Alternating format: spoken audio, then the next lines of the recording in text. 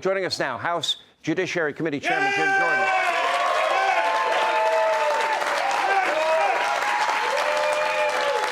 First of all, Jim, let me thank you, because I read about it every day. I still like a hard newspaper. I was a paper boy as a kid, and I like to get a hard copy, and I still read through it. And of course, you know, I get a big pile every day of stuff I read. But, you know, every day I'm reading about this. You know, there was a bank robber that robbed 5 banks, got out each time on no bail, robbed another bank. He had to be the worst bank robber in the history of bank robbing. But they let him out every time. So I'm glad that you're allowing the victims to tell their story. Yeah, that's exactly right, Sean. Alvin Bragg, as you said New York's the safest big city in the country. Your audience knows that isn't the case. You know, you live there. You know that's not the case. No, I don't live in this. I don't live in this Adam Schiff hole. I don't. I live in the outer boroughs, far away. Yeah.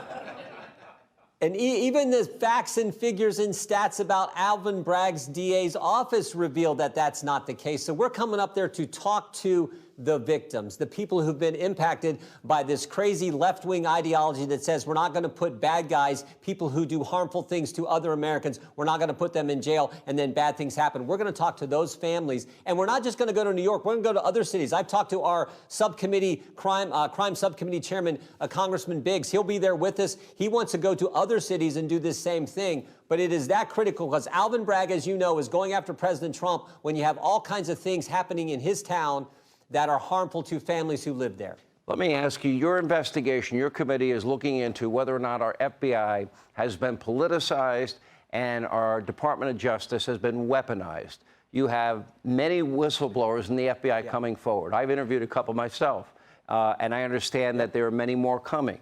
Are you, at this early date, based on what you have heard from whistleblowers that I have not heard, and maybe this audience has not heard, are you convinced the FBI is politicized and the DOJ is weaponized?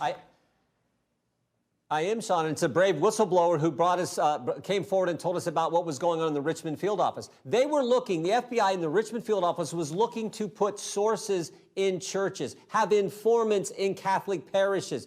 That's what they were looking to do. Someone needs to give them a lesson in the First Amendment. This memorandum that they put together that we now have, this memorandum talks about doing just that, and it was signed off on by 2 senior analysts and the chief division counsel there.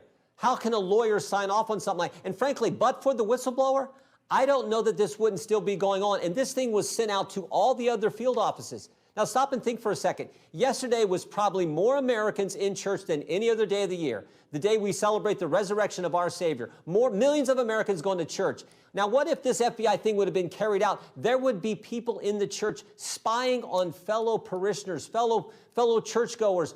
That's what they were looking to do. That's how scary this is, what they've done to the First Amendment. And when you put it in context, remember, the FTC a few weeks ago, we learned, was asking a private company, who are the journalists you're talking to? Name 4 personally. 2 of those journalists testified. When one of them's testifying, while Democrats are asking who his sources are, the FBI is knocking on his door. And now we learn that here in the last month, now we learn that the FBI was looking to put informants and develop sources in churches where you go to talk to your pastor, to your priest, looking to do that.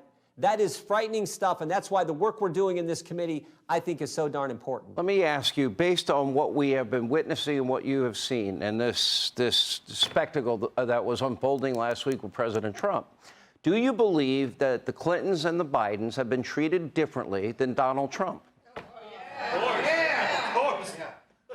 Well, of course they have, Sean. I mean, look, I said they spied on his campaign, they raided his home, and now they indict him. And they indict him even though Alvin Bragg wasn't going to bring the case, but saw that President Trump announced he's running for president, is leading in all the polls, and so they go after him. And I'm actually very, very concerned that they're going to go after him in Georgia, and I'm also concerned that the special counsel is going to come forward with an indictment, too. And if the special counsel does that, think about this, Sean.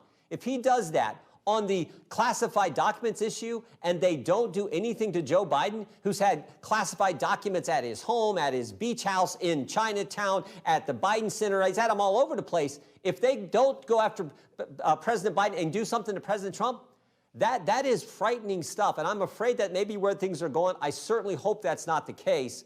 But yeah, this is the double standard that we've seen way too much in this country. You certainly hope it's not the case, but in reality, you believe it probably is, because I know I do. I hope not, because as Kim Strassel had in the Wall Street Journal a couple of weeks ago, when you cross this Rubicon, you start having these kind of indictments done for purely political reasons. Even Andy McCabe said he wasn't too impressed with Alvin Bragg's rollout of this indictment last week. When you have Andy McCabe saying things like that, you know how political this whole thing is and going after President Trump. Congressman Jordan, great to have you. Thank you.